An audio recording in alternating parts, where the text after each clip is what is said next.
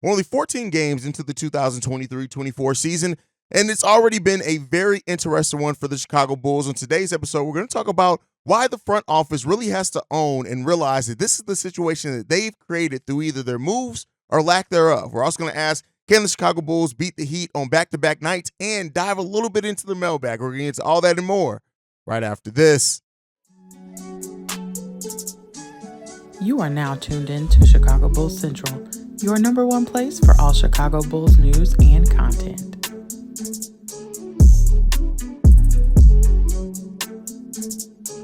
What's going on, Bulls fans? Welcome to another episode of Chicago Bulls Central, your number one spot for everything Chicago Bulls related. I'm the host here, Haize, but more importantly, you guys can follow the channel at Bulls Central Pod on every single social media platform we happen to be on. With that being said, let's go ahead and get into the content for today. First up, I want to talk about the situation that we currently have, that we're in with the Chicago Bulls. And, you know, in a fan base, we're divided some. It seems like at a team level, we're divided some, right? There's a lot of things that are going into it right now. Of course, right now, kind of everything, the situation circling Zach LaVine, his play on the court, then, you know, the trade rumors came out, and then you had the incident with the lady from PR and things like that. And then, you know, let's remember that this season started off with a players-only meeting, for lack of a better term, after the first game into the season. And if that was not a sign that this season was going to be one for the ages for the Chicago Bulls, buckle in, because it's just began, right? And the front office has to really realize that this is a situation that they have created, right? And we could talk all day about, you know, Zach, and I know some Bulls fans look at it and think Zach's being made the scapegoat. I don't necessarily think that. I do think it's a combination of his own actions with the place that the team's in overall.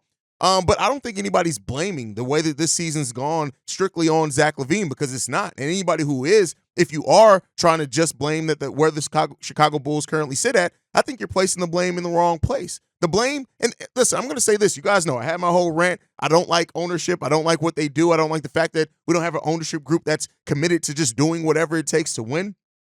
But even then, it's not even just that. Ownership has very little to do day to day with how a team is built. And the front office really has to look at the situation that they have put this team in this place in. Let's just go for it, right? First, you came in to the Chicago Bulls team and you said we're going to build through the draft, right? We're going to build organically. And then 6 months after that, you traded all the young pieces. You went out and got Nikola Vucevic. You traded a lot of first-round picks to do it as well. And then you end up bringing in DeMar DeRozan. You end up bringing in Lonzo Ball. You end up signing Alex Caruso, and you jump-started the timeline on this team. Now, again, I understand trying to make the move to make the Bulls a competitive team then. Do not get me wrong. I understand that. I'm not against it because, listen, had it worked, let's say, for example, Lonzo Ball never went down with injury, I think we're in a completely different place as both the team, an organization, and a franchise. We're just in a different place as far as our fandom. We're probably at that point talking about a team that's gone on playoff runs for at least the last 2 seasons and a team that's probably gearing in for another one. But the front office has to realize that in their bet on continuity, right, it failed. When you bet on continuity, you're hoping that the team plays better together. You're hoping that the team bonds together. You're hoping that the coaching staff brings out the better in the players you have here. And that just has not happened, right? And to go back what we just talked about, you jump-started the timeline on this team, cool. You gave up a bunch of first-round picks to get it done, and then now look at us. We sit almost right at the same place, if not maybe even in a little bit of a worse place than what we would have been had we just organically built for the last 3 years, had our own first-round picks, made smart draft decisions, which, again, is another thing that you have to ask yourself on. But the frustration with this team is palpable. And the frustration with this team, yes, the players absolutely have a place in that. The coach absolutely has a place in that. More on that in a second. But where we sit right now as a franchise, you have to look at the ineptitude of the front office to move off their initial plan. And the reason why I say move off their initial plan, because the initial plan was working. When Lonzo Ball was healthy, even with the flaws that this team had, this team was in a much better situation as far as being a more complete team that fit together. The team that you built hinged on one player that is not a star level player, but that he just made it work at almost a star level of input to this team.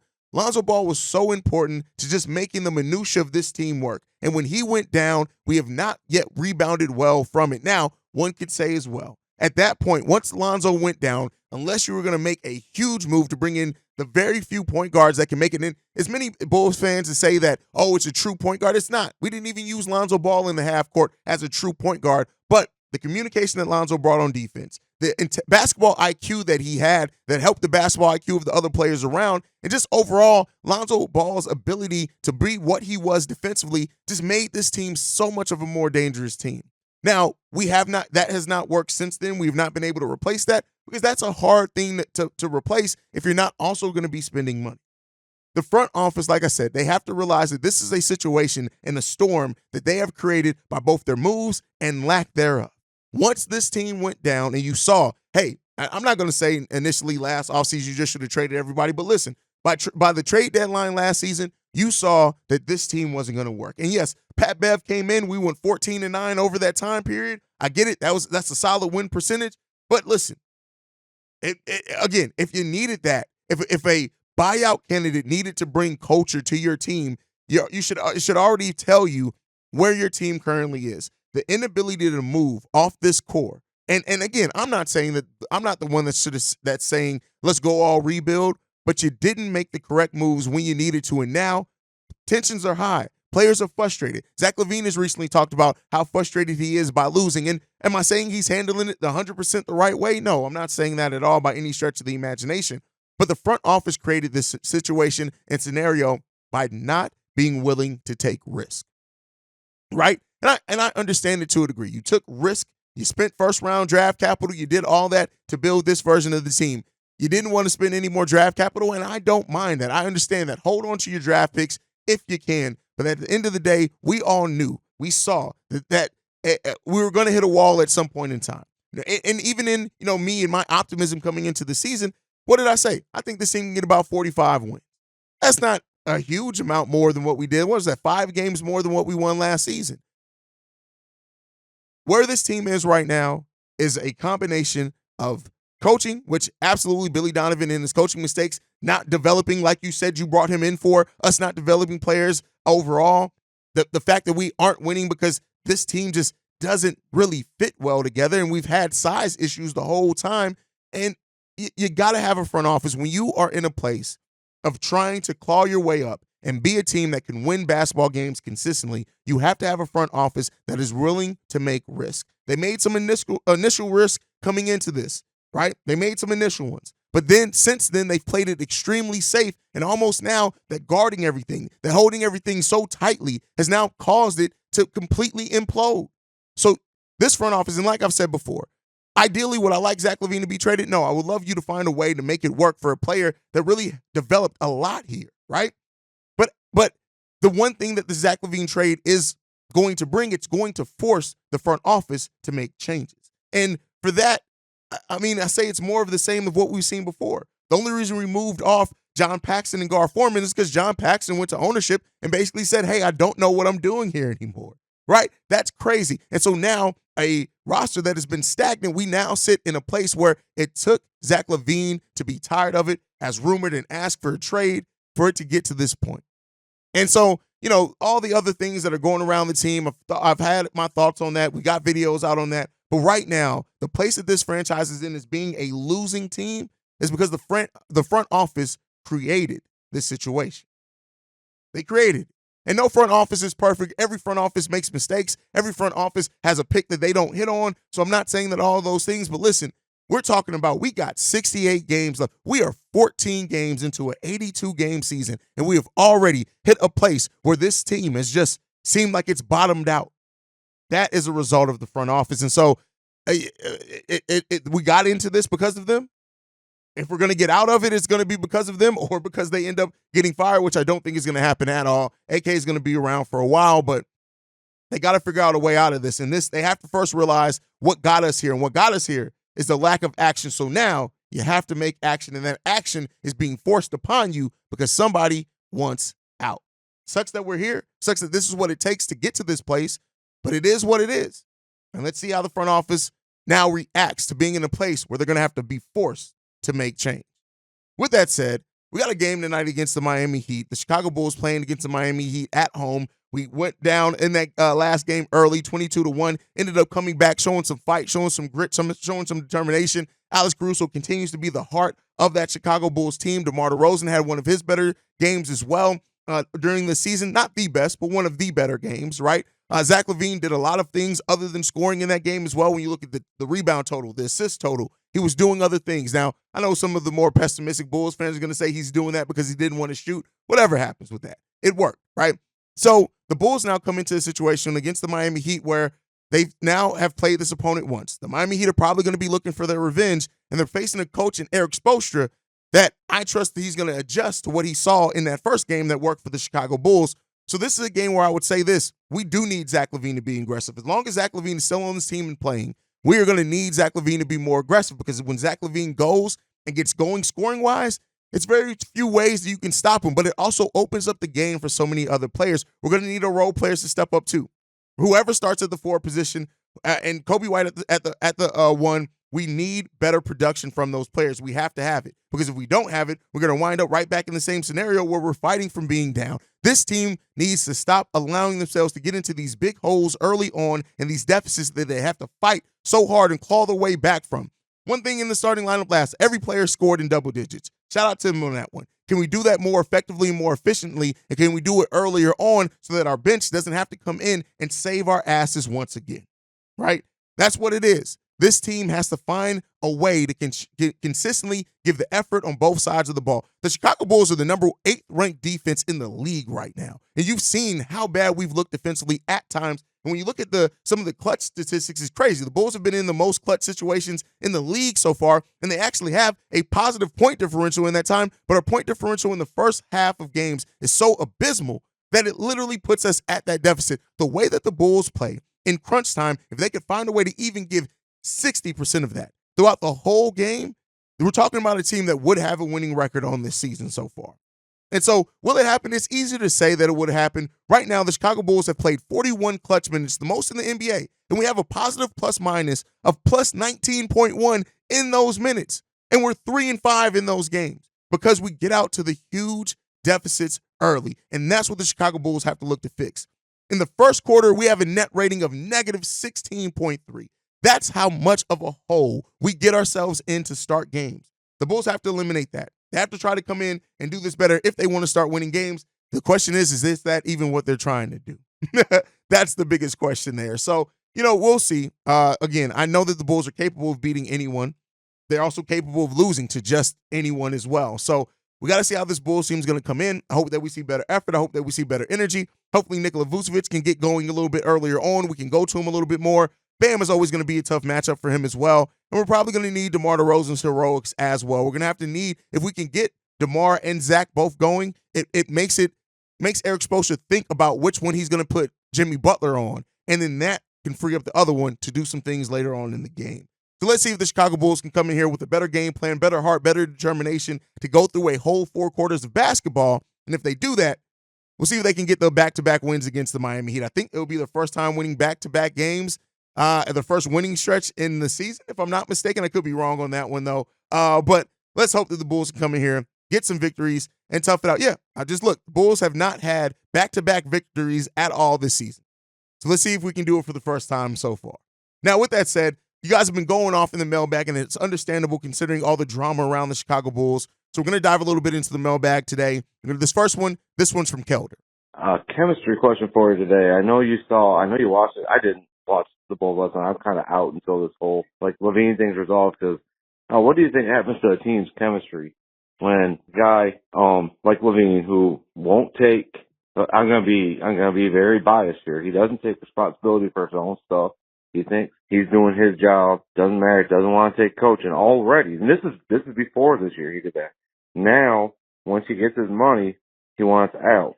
I think that kind of proves what he is about there. He's about himself and his own situation, which is fine.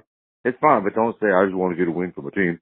But what do you think that's doing to the chemistry? Because he walked off yesterday like he was mad, kind of shoved off, not shoved, but pushed an arm away, said, no, I ain't doing that PR thing for a team that treated him pretty well, financially especially.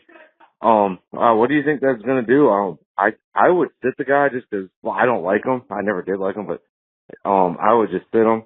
Let some of the guys who want to be there or are a big part of the future develop and just say, "Oh, Zach, is your knee sore? Okay, go sit." What do you think they should do? All right, bye. Shout out to Kelder, the casual, not so much of a casual. Like him saying that he did stop watching games is a little bit of a casual, but that's just my fun towards Kelder.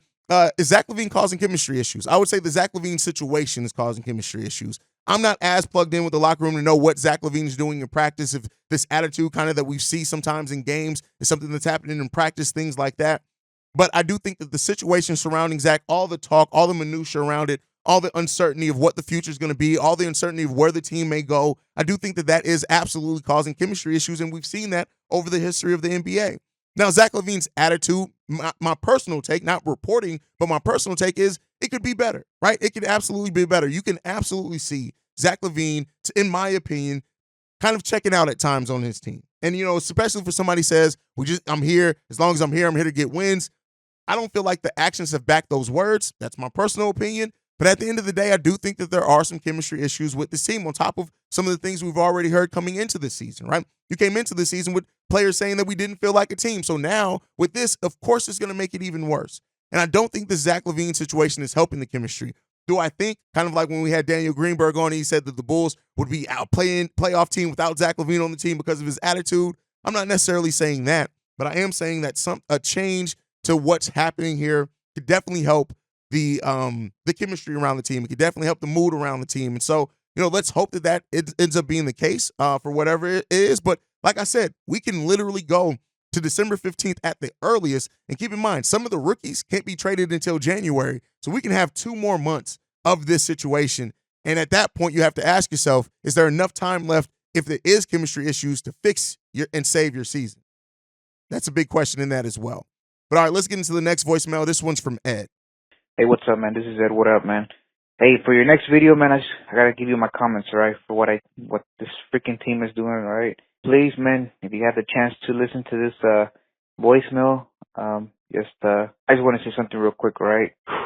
Do you really think, man, let's say, for example, right, they fired Billy Donovan, and I hope that they have some common sense, right, and actually fire Billy Donovan. But my thing is that if they fire Billy Donovan, they actually go after a decent coach who has more NBA experience than a freaking college coach, because I live in Oklahoma, man, all right? I seen Billy Donovan coach the shit out of fucking the Thunder, pardon my French, right? But I've seen, Billy Donovan coach the OKC Thunder, and you clearly see there, man, that they basically were just a mediocre team. Even with Chris Paul, it's actually the players that, ended up taking, the team to where they needed to go, man, in all honesty. But hoping that, they actually say, let's fire Billy Donovan, let's get a new head coach, whatever. Do you actually think that, LaVine will probably change his mind? Because I don't see why we should trade LaVine. I just don't think that that's the right move. Especially, with the crappy players that we might get in return for him. What are we going to go after, man? Some picks, man, try to rebuild again? Especially with the rebuild, man, you clearly know if Jerry Reinsdorf's like really bastard like he is, man, I don't even know that's the best move, because, clearly nobody's going to attend those freaking games anymore, man, because there's no point, right? So all I'm saying is that I think, honestly, us as the fan base, we need to start a petition to fire Billy Donovan, man. That's all I have to say, man. And, just if you get to post this on your podcast, man, that'll be nice, man. Give me a shout out, man. And just shout out to Ed. What up? And thanks, man.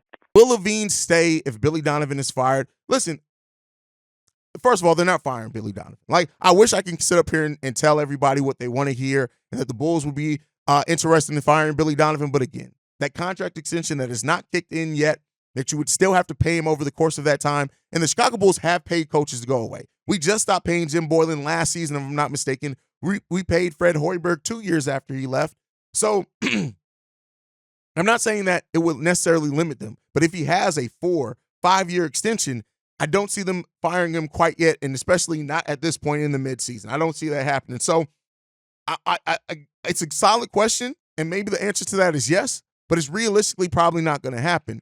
And so with that said, Zach LaVine is probably on his way out. And then to what we've heard from Darnell Mayberry, Daniel Greenberg has said the same thing. If this truly is a trade request from Zach LaVine and his camp, then that's it. They want to go. They want to go. And I think that when we hear like a player's preferred list of destinations and things like that, they may add credence to that some. So I get what you're coming at with that, and I wish I could say yes, that it's likely, or yes, that it would happen.